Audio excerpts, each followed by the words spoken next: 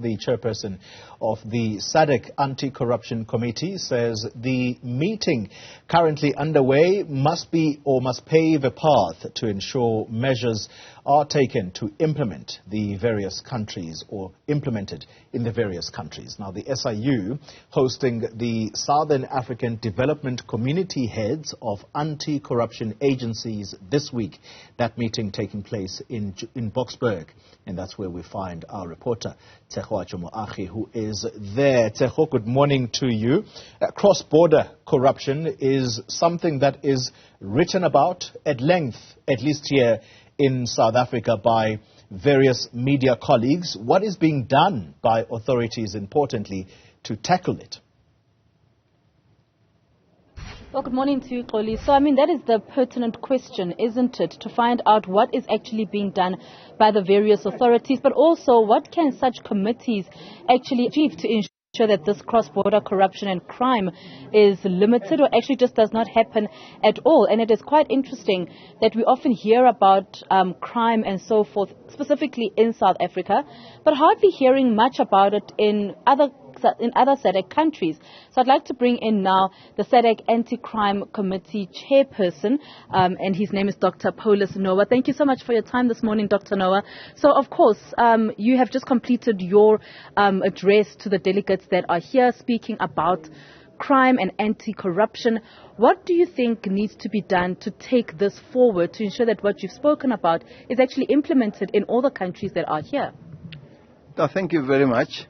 What needs to be done is cooperation among anti-corruption agencies in the SADC region. That is very, very critical.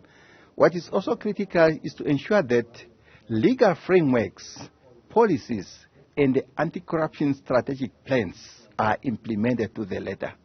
We see a progress being done at a regional level now, at the SADC Secretariat level, where the subcommittee has got officials who are working very, very hard, and they are coordinating the anti-corruption activities with the anti-corruption authority in the member state of the region.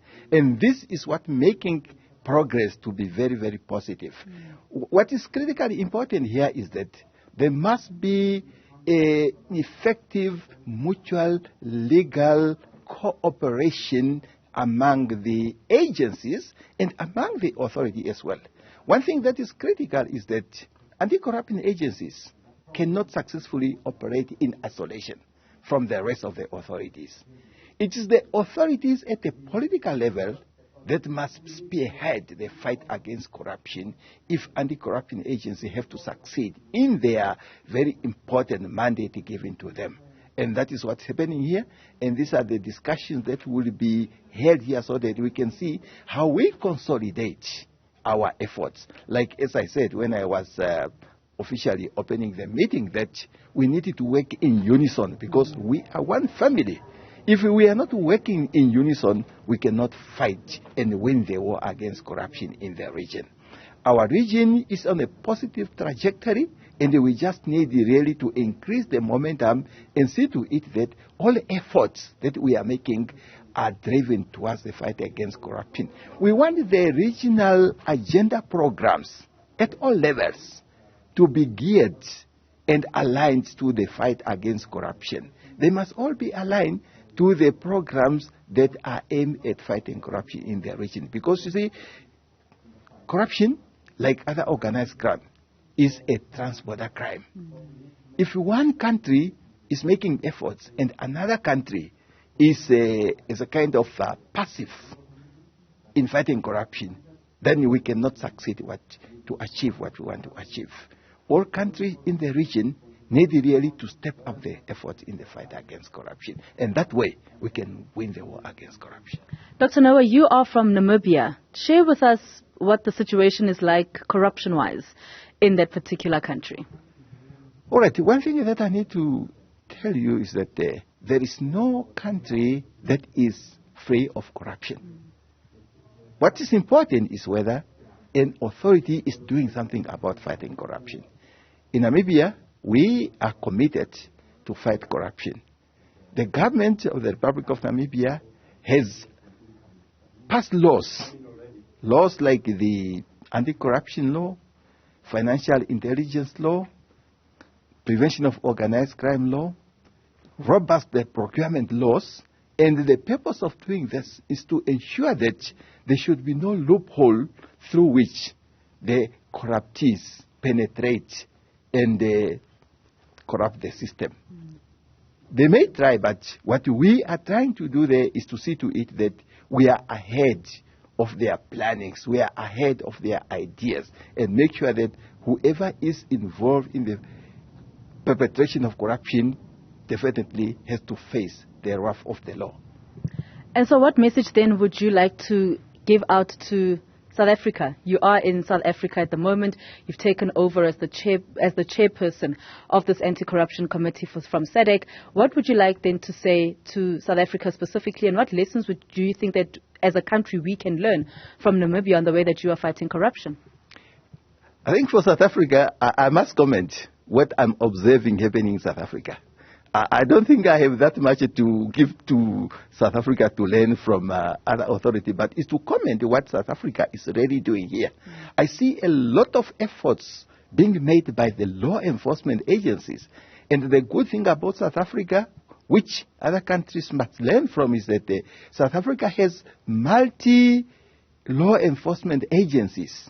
And all these are geared towards making sure that those who commit crimes such as organized crimes, money laundering, and corruption and so on do not benefit from their crimes. And that is a very good example that we are learning from South Africa as well. South Africa is on the right path, because what we also observe in South Africa is that not only the authorities, non-governmental organizations are also very, very active. Parliamentarians in South Africa are very active, be it parliamentarians from the ruling party or parliamentarians from the opposition parties. They are all active and drive towards one direction to make sure that there is a strong foundation for good governance in the country. That's something to learn from South Africa. And definitely, as we are here to learn from each other. If there are some area where South Africa has not cemented their law, definitely they will be learning from other authorities so that they can increase the momentum of what they are busy doing. Dr. Noah, how then do we stop the illicit money flows? You spoke about the money laundering, How do we then stop that illicit money flows and that cross-border crime as well? You see, that one can only be stopped if there is a serious and quick cooperation among authorities. Anti-corruption agencies, financial intelligence units of different countries, and also cooperation by political authority as well. That's the best way to stop the war against this illicit financial flow.